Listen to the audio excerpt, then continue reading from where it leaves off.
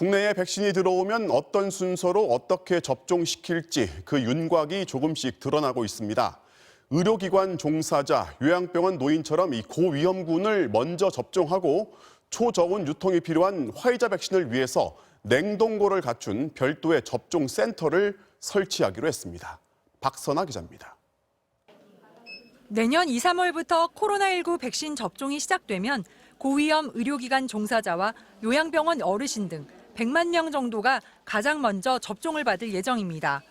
이후 순차적으로 들어올 4,600만 명분의 백신은 우리 국민 89%에 해당하며 접종 가능한 18살 이상으로 보면 100%를 넘는 충분한 양이라고 정부는 거듭 강조했습니다.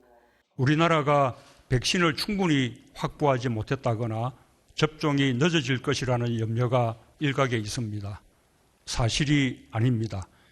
백신 공급 시기로 볼 때 최우선 접종 대상자들은 아스트라제네카 백신을 맞을 가능성이 높지만 백신 공동구매, 코백스 퍼실리티를 통한 물량도 비슷한 시기에 들어올 수 있어 어떤 백신을 맞게 될지는 아직 불분명합니다.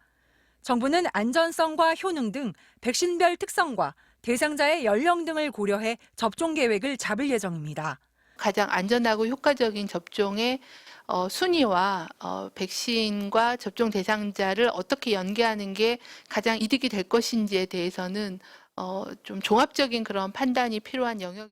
초저온 냉동 유통 보관이 필요한 화이자 백신 접종을 위해 250개의 냉동고를 내년 1분기 안에 확보하고 별도의 접종센터를 지정할 계획입니다. 아스트라제네카처럼 냉장 보관이 가능한 백신은 예방접종 경험이 있는 위탁 의료기관을 지정해 접종하기로 했습니다. 또 2번 접종할 때 다른 백신으로 교차 접종하는 일이 없도록 별도의 예방접종 통합관리 시스템 구축에도 나섰습니다. 접종을 한 뒤 백신으로 인한 부작용이 생기면 국가가 보상을 해줄 계획입니다. 정부는 다음 달 중 접종 세부 계획을 발표할 예정입니다. 한편 국산 코로나 항체 치료제의 조건부 사용 승인 신청도 내일 식약처에 접수될 예정이어서 다음 달 중 조건부 승인 여부가 결정될 걸로 보입니다. MBC 뉴스 박선아입니다.